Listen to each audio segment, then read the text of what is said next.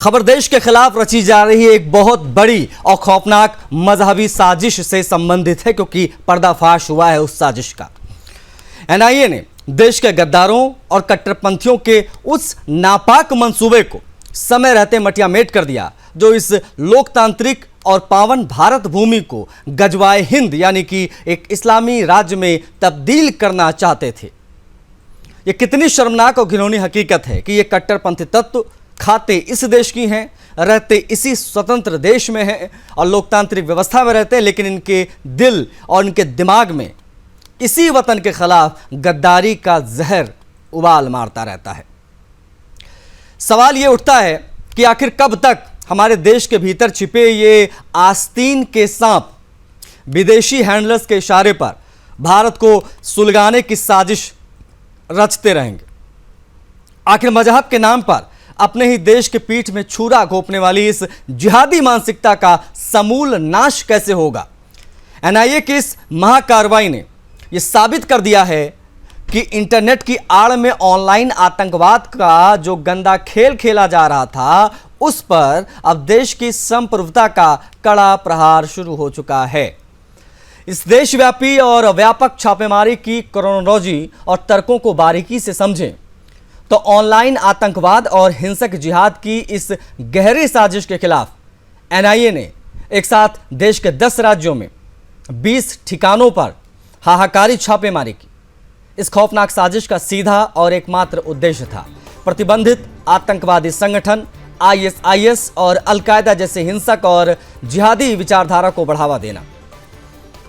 लोकतांत्रिक तरीके से चुनी गई भारत सरकार को उखाड़ फेंक कर यहां एक इस्लामी राज्य की स्थापना करना। और गौर करने वाली बात यह है कि इस घिनौने नेटवर्क के तार आंध्र प्रदेश, तेलंगाना, कर्नाटका, महाराष्ट्र, उत्तर प्रदेश, बंगाल, बिहार, राजस्थान, गुजरात और दिल्ली तक फैले थे, जहां एनआईए की एक साथ स्ट्राइक दिखाई दी।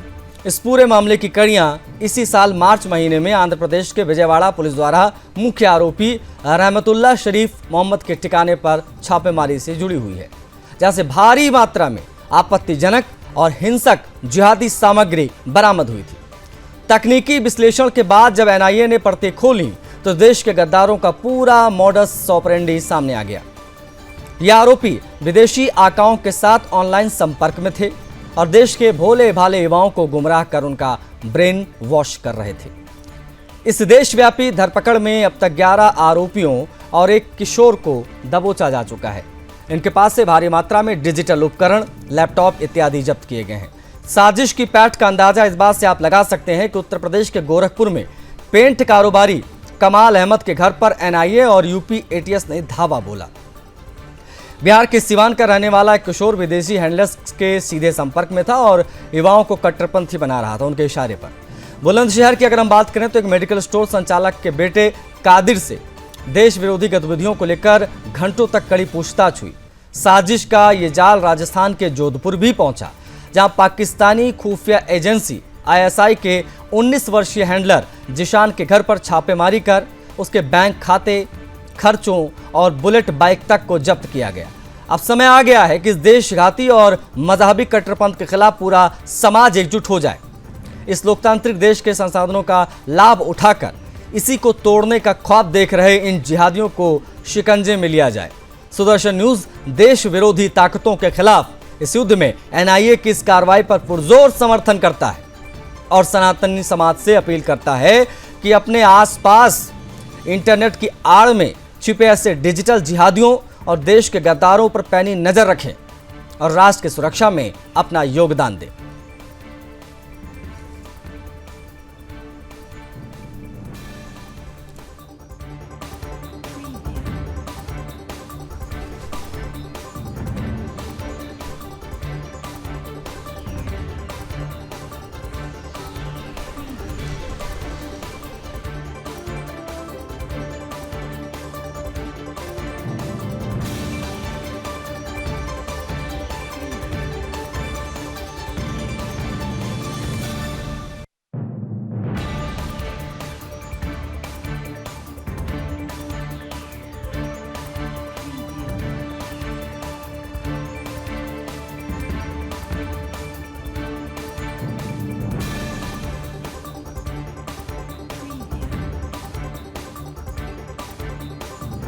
इस्लामी राज बनाने की साजिश जो बेनकाब हुई है, उसी से संबंधित ग्राफिक्स आप अपनी टीवी स्क्रीन पर देख पा रहे हैं।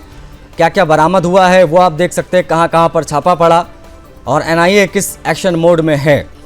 हैरत की बात यह है कि ऑनलाइन कट्टरपंथ किस प्रकार से फैला हुआ है। राष्ट्रीय जांच एजेंसी एनआईए का ये देशव्यापी आप कह सकते हैं कि अभियान चला, जिसमें ये आतंकवादी पकड़े गए हैं। आपके नाम भी हमने आपको बताए, किस प्रकार से अलग अलग जगहों पे ये लोग, ऐसा नहीं कि ये देश के किसी एक हिस्से में, नहीं, ये अपने गजवाए हिंद का सपना देखते हैं और ये पूरे देश में फैले हुए विदेशी हैंडलर्स के इशारे पर भारत को सुलगाने की साजिश रच रहे हैं। मजहब के नाम पर देश के पीठ में छुरा घोंपने वाले से जिहादी मानसिकता को क्या कहेंगे।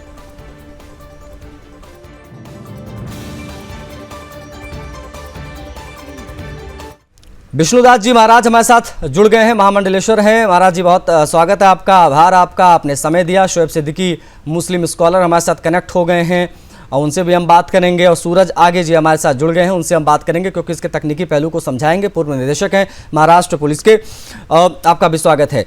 लेकिन पहली प्रतिक्रिया मैं विष्णुदास जी महाराज आपके प्राप्त करना चाहूँगा। महाराज जी, मजहब के नाम पर अपने ही देश के पीठ में छुरा घोंपने वाले इन जिहादियों को क्या कहेंगे जो एनआईए की धरपकड़ में सामने आए हैं। महाराज जी, ये कट्टरपंथी हिंदुस्तान में रहते हैं, हिंदुस्तान में जगह किनारे रहने के लिए, मगर ये लोग गद्दारी करते हैं।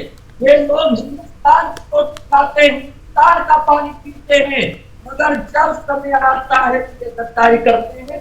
पाकिस्तान से आतंकवादियों से मिले रहते हैं ऐसे लोग। ऐसे लोग हिंदुओं का भला नहीं चाहते, देश का भला नहीं चाहते और समाज का भला नहीं चाहते।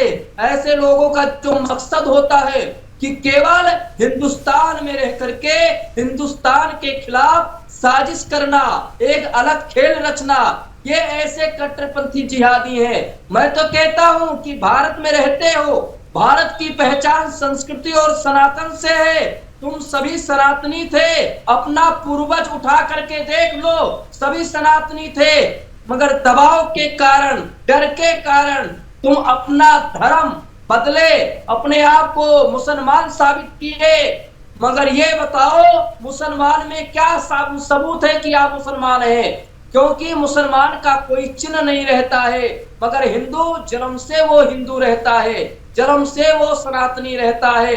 तो भारत में जितने लोग रहते हैं वो तो सब सनातनी हैं, मगर कहीं ना कहीं जिहादी पना उनके संस्कार दिए जाते हैं, उनको पढ़ाया जाता है, वो शिक्षा दिया जाता है। इसी के कारण ऐसे लोग लगातार सनातन के खिलाफ साजिश रचते हैं। ऐसे लोगों को कोई जरूरत नहीं हिंदुस्तान में रहने का, हिंदुस्तान सबका है, मगर आप रहिए सनातन संस्कृत भारत के साथ विश्वासघात मत करें। बहुत ऐसी घटना सामने आया है कि जिहादी ऑनलाइन अपना कार्य करते हैं, पाकिस्तान से प्रेम करते हैं, पाकिस्तान से निष्ठा रहता है, मगर कुछ ऐसे कट्टरपंथी जिहादी हैं जो भारत में रह करके भारत के खिलाफ ही जहर खोलते हैं। ऐसे लोगों का कोई ठिकाना नहीं। मैं बता दूं, हमारे पीएम नरेंद्र भाई मोदी जी एक विश्वामित्र हैं, जो विश्व को उन्होंने मित्र बना लिया है। हमारे मोदी जी के नेतृत्व में भारत में जितने कट्टरपंथी जिहादी और आतंकवादी सोच और विचारधारा के लोग हैं, वो सबको बाहर। ठीक है महाराज जी, आपसे निवेदन है आप प्लीज बने रहिएगा हमारे साथ। हमारे साथ शोएब सिद्दीकी भी हैं, बीजेपी के प्रवक्ता भी जुड़ गए हैं हमारे साथ, अवधेश उपाध्याय, स्वागत है आपका अवधेश जी।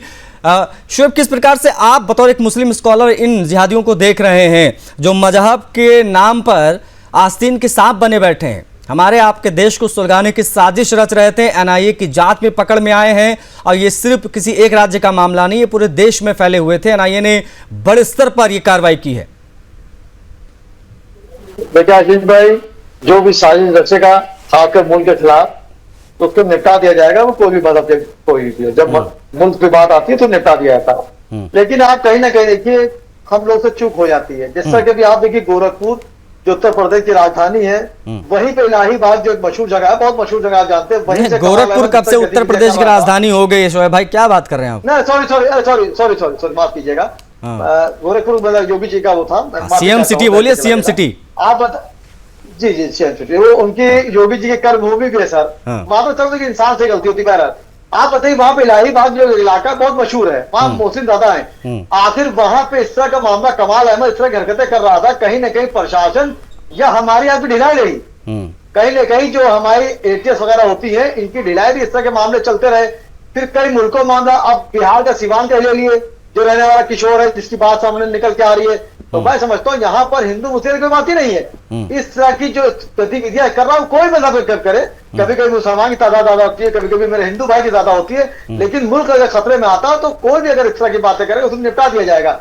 लेकिन आप देखिए, हमारी जो सेंट्रल की एजेंसियां हैं या स्टेट की एजेंसियां हैं, ये चकाचौंध रहती हैं, लेकिन कहीं ना कहीं हमसे तो चूक हो जाती है। इंटरनेट देखिए आप आशीष भाई, इंटरनेट की बात ये होती है कि अगर आप जरा सा एक व्हाट्सएप किसी कर दे, फेसबुक पे डाल दे, तो पूरे वर्ल्ड में मशहूर रहता है। तो यानी वो ऑनलाइन इस तरह के मामले गतिविधियां चल रही थी, तो हमारी एजेंसियां क्या कर रही थी, इसमें तो सवाल निशान लगता है। ठीक है, नहीं आप सवालिया निशान लगाइए, लेकिन आपका ये कहना है क्या कि इसको मजहब से नहीं जोड़ा जाए, आप ये कह रहे हैं?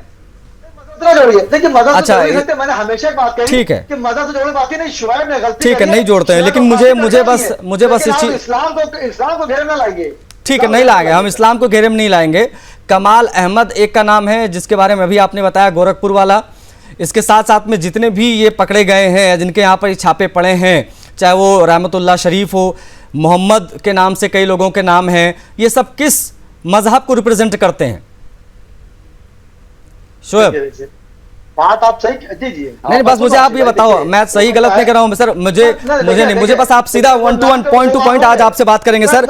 आप लोग ना, मैंने एक चीज नोटिस किया है, सुनिए, अगर हिंदू को आतंकवादी पकड़ा जाएगा तो सुदर्शन न्यूज पर यही उसको बेनकाब करेंगे डंके की चोट पर, ये भूल जाएंगे कि सनातनी की क्या है। इसलिए ना ये लुका छिपी के गेमत के लिए ये जितने लोग पकड़ में आए हैं ना शोएब भाई, इन सबके पास बाकायदा गजवाए हिंद और ना जाने क्या क्या मिशन की डॉक्यूमेंट्स मिले हैं, चीजें मिली हैं, इनको किस प्रकार से ब्रेन वॉश किया जा रहा था, मजहब के नाम पर बाकायदा इनके पास तमाम सामग्रियां मिली हैं, जिसके आधार पर यह कहा जा रहा है सिर्फ और सिर्फ अपने मजहब के नाम पर पूरे देश को जलाना चाहते हैं, गजवाए हिंद बनाना चाहते हैं। इस प्रकार की चीजें अगर दस्तावेजों में निकलकर सामने आ रही, कोई आरोप की बात नहीं कि मैंने कुछ बोल दिया मुंह खोल के, ये सब चीजें प्रमाणित हैं ना, ये कि जांच में निकलकर सामने आई। अब इससे ज्यादा प्रमाण आपको क्या चाहिए संसार को कि मजहब के लिए पूरे देश को आग लगाने की, साजिश रचने की, बम धमाके करने की प्लानिंग में थे? क्यों ना कहा जाए ये मजहबी एजेंडा है, सिर्फ और सिर्फ मजहबी एजेंडा है, इस्लामिक एजेंडा है। तो ये आपका विषय है कि आपके यहाँ पर, सुन लीजिए, ये आपका विषय है कि आपके यहाँ पे इस प्रकार के लोग बड़ी संख्या में निकलकर सामने आ रहे हैं, जिनकी इन्वॉल्वमेंट हो जा रही है, बड़े आसानी से ब्रेन वॉश हो जाते हैं मजहब के नाम पर। गुजरात में 8 आतंकवादी पकड़े एटीएस ने, 8 के 8 मुसलमान, एक मध्य प्रदेश का था उसमें। तो ये चीजें अगर आरोप लगेंगे तो इसको बच के जाने की कोशिश मत कीजिए, ये मंथन का विषय है आप लोगों के लिए। देखिए आशीष भाई, जिस तरह मैंने आपकी खामोशी से बात सुन ली, तो आप भी सुन लिएगा तो मैं जवाब दे पाऊंगा। मैंने कहीं पर भी किसी के सपोर्ट की बात ही नहीं करी। मैंने कहा जो जहां मुल्क खतरे में आएगा, शोएब सिद्दीकी को मार दिया जाएगा, मुल्क खतरे में रखा जाएगा। जिस तरह आपने कहा कि जितने नाम निकल के आ रहे हैं, मुसलमान निकल के आ रहे हैं, मुसलमान हिंदू की बात ही नहीं है। इस तरह के लोग का कोई मजहब ही नहीं होता है। अगर मैं अपने मुल्क को बर्बाद करने पर नियत से लग रहा हूं तो मैं मुसलमान हिंदू मतलब ही नहीं है। और एनआईए ने जो छापे मारे, देखिए इस बात समझिए क्या, ओके नहीं, देखिए बात मुकम्मल हो जाए, जब बात निकली तो दूर तक जाती है। मैं ये कह रहा हूं कि जिससे आप नाम बताओ मुसलमान, ये मुसलमान ही नहीं है। मेरे नबी के नाम से अगर मैं नबी की उम्मत में नबी के काम करने नहीं कर रहा तो मैं मुसलमान नहीं हूं। मैंने हमेशा एक बात आपसे कही कि कोई इंसान अकेला कुछ काम को करता है, 2-4 को ले करता है, तो या किसी भी धर्म का हो, आप उसके धर्म को नहीं घेर सकते, चाहे वो सनातन हो चाहे इस्लाम का धर्म हो। कोई धर्म नहीं सिखाता कि इससे गतिविधियां करिए। आपकी बात आ गई। कमजोर है, कहीं लेके कमजोर है, इंटरनेट कमजोर है कि आप काम हो जाने के बाद मंदिर पे आते हैं और एक कौन को कहते हैं, मैं कह रहा हूं उनको फांसी पे लटका दिए, लेकिन हमारे मजहब को बदनाम ना करिए। मेरे मजहब का नहीं, हम नहीं कर रहे हैं। ये जो पकड़े गए ना, ये खुद रहमतुल्लाह शरीफ, कमाल अख्तर, ये लोग खुद कर रहे हैं बदनाम, हम नहीं कर रहे हैं। ये लोग खुद जो है पूरी दुनिया में मैसेज दे रहे हैं। नहीं, जैसे ही सुनिए ना, बड़ी दाढ़ी और टोपी देखकर लोगों के अंदर घबराहट आ जाती है, आप समझिए मेरी बात। तो ये इसलिए हो रहा है, ये इसलिए हो रहा है। बीच बाजार में आजकल मीम बनते हैं सर। एक बीच बाजार में 10 लोग खड़े मोमोज खा रहे हो, एक बैग फेंक के अल्लाह अकबर अगर बोल के भाग जाए ना आदमी, तो वहां भगदड़ मच जाएगी। एक सनातनी वहां पर जय श्री राम बोल के भागेगा तो ये भगदड़ नहीं मचेगी। तो ये जो स्थितियां बनी है वो आप लोगों ने खुद बनाई है। अपने लोगों को समझाइए कि इस प्रकार की चीजों में इन्वॉल्व होंगे तो इस्लाम का नाम आएगा, क्योंकि ये सिर्फ और सिर्फ काम मजहब के लिए कर रहे थे, किसी और चीज के लिए नहीं कर रहे थे। इस पर हम बात करेंगे, बाकी पैनलिस्ट भी हमारे साथ हैं, मैं अवसर दूंगा आपको। शोएब जी प्लीज बने रहिएगा। अवधेश उपाध्याय हमारे साथ हैं। अवधेश जी, ऑनलाइन कट्टरपंथ पूरे देश में बड़े पैमाने पर फैला हुआ है। एनआईए की इस कार्रवाई से चीज एटलीस्ट स्पष्ट हो गई, लेकिन अभी भी शोएब सिद्दीकी या कई विपक्ष के नेता या लोग हैं वो कहते हैं कि ये फेल्योर है बहुत बड़ा एजेंसीज का, ये कैसे पनप जाते हैं?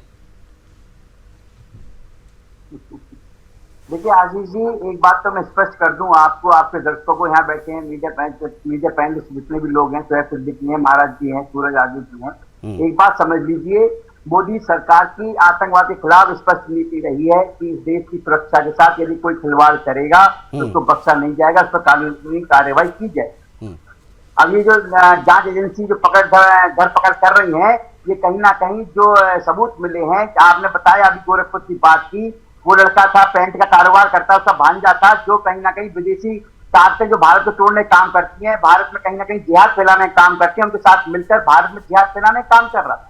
भारत में जो भाईचारा को तोड़ने का काम कर रहा था। इसी तरह से बुलंदशहर में है एक कारोबारी, उसका बेटा पकड़ा गया, फखरुद्दीन नाम है शायद उसका, फखरुद्दीन का बेटा है या वो पकड़ा गया है, वो भी यही कार्य कर रहा था, विदेशी ताकतों के साथ मिलकर देश को तोड़ने का काम कर रहा था। यदि कोई देश को तोड़ने का काम करेगा, भारत को, भारत की अखंडता एकता को तोड़ने का काम करेगा तो उसको बख्शा नहीं जाएगा। अभी शोएब भाई कह रहे थे धर्म का, आतंकवादी को धर्म नहीं होता, धर्म कैसे नहीं होता भाई?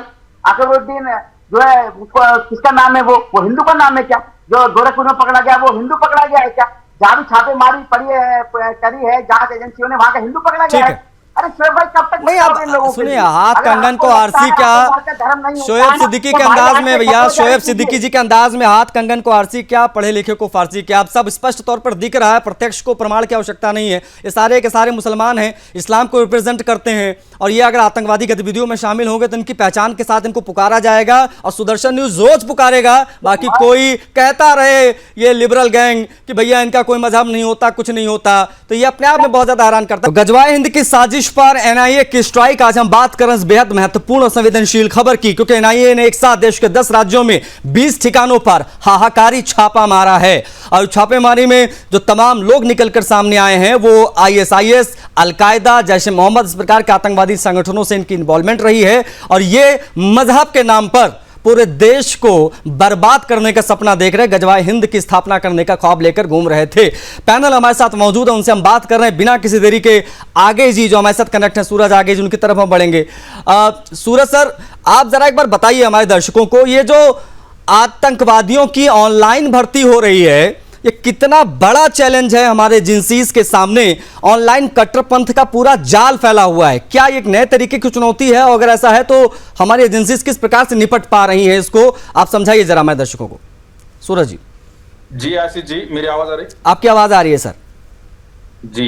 ये जो अभी एनआईए ने जो छापेमारी की है 20 राज्यों में, और जो भी पकड़े गए उनका सीधा सीधा मतलब कनेक्शन जो है वो विदेशी हैंडलरों से है, और जो आईसिस जैसी संगठनाएं है उनके साथ भी उनका कनेक्शन है। और गजवा हिंद का जो टारगेट है 2047 का, उसके ऊपर ये लोग काम कर रहे हैं। अभी आपने जो सवाल उठाया कि ये कितना बड़ा चैलेंज हो सकता है, तो ये बहुत बड़ा चैलेंज हिंदुस्तान के लिए है, अपने देशवासियों के लिए है।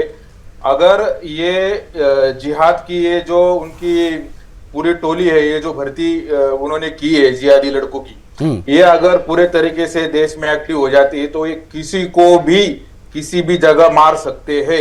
ऐसा मामला हमारे देश में पहले हुआ है कि एक जिहादी को पाकिस्तान से उसके आका ने सिर्फ मैसेज के ऊपर बताया कि अभी तेरी जिहादी मतलब तेरी जो भी ट्रेनिंग है उसको टेस्ट करने की टाइम आ गया है, तो उस लड़के ने एक बेगुनाह हिंदू के पेट में चाकू भोंक दिया था। मतलब ऐसे ऐसे सीरियस केसेस आपने हमारे सामने इन जिहादियों की वजह से आने वाले हैं। और आगे हमारी पूरी जांच एजेंसियां जो है उनको बहुत से ज्यादा सतर्क रहना जरूरी है। और ये जो सिद्दीकी जी वो बोल रहे हैं कि ये किसी धर्म का नहीं है या ये बच्चे सिर्फ वो गलत है, तो उनको ये मतलब मेरा कहना इस मामले में ये है कि ये सीधा सीधा गजवाए हिंद और इस्लामिक कट्टरपंथ का ही टेररिज्म है, ये सीधा सीधा दिख रहा है। और एनआईए जो एजेंसी है, ये नेशनल लेवल की एजेंसी है। 2 मिनट सिर्फ, ये नेशनल लेवल की एजेंसी है। 26/11 का जो टेररिस्ट अटैक हुआ था, टेररिस्ट अटैक के बाद ये गठित की गई है और ये सिर्फ टेररिज्म के ऊपर जो है वही इन्वेस्टिगेशन करती है पूरे देश के लेवल पर। तो उसके जांच के ऊपर सिद्दीकी जी ने सवाल नहीं उठाने चाहिए, बल्कि अपने लोगों को बताना चाहिए। नहीं तो मुस्लिम कॉलर उनकी साइड लेंगे तो ये और उनको बढ़ावा मिला वो जिहादियों को। ओके, आप प्लीज सूरज जी बने रहिएगा। शोएब कुछ इस पर रिएक्ट करना चाहते हैं? 10 सेकंड दूंगा, फिर मैं बाकी पैनलिस्ट से बात करूंगा, समय सीमित है। हाँ शोएब जी जल्दी से। मेरी गुजारिश है अपने बड़े भाई सूरज भाई से कि मैं सपोर्ट किसी नहीं कर रहा हूँ। यहाँ पे दूसरा बात सुना, मैंने सिर्फ ये कहा कि मुल्क के खिलाफ जो खिलवाड़ किए करेगा वो बख्शा नहीं जाएगा, शोएब सिद्दीकी चाहे कोई हो। लेकिन उसको आप किसी मजहब को मत तोड़िए, आप मजहब को ना कहिए। मजहब किसी का बुरा नहीं होता है, मजहब सबका अच्छा होता है। मैं ये बात कह रहा हूँ, मैं आपके साथ उनको फांसी पर लटका दिए, जो उनके साथ इन्वॉल्वमेंट कर रहा है उसको फांसी लगा दिए, लेकिन आप मजहब को बदनाम ना करिए। मैं इतनी बात कह रहा हूँ, मैं आपके साथ हूँ, मैं मुल्क के साथ हूँ, बातें ना करें। मैं आपके साथ होने नहीं देखिए, बोलिए ना गजवाई गलत है बोलिए आप। चलिए ठीक है, नहीं देखिए मैं ना, चूंकि ये विषय बहुत महत्वपूर्ण, बहुत संवेदनशील है, अब पूरी कोशिश कर रहे हैं, जान लगा दी है पूरी मुस्लिम स्कॉलर शोएब सिद्दीकी ने कि मजहब वाला एंगल इसमें ना है, लेकिन अब वो प्रत्यक्ष तौर पर दिख रहा है, इसमें बताने की जरूरत है नहीं।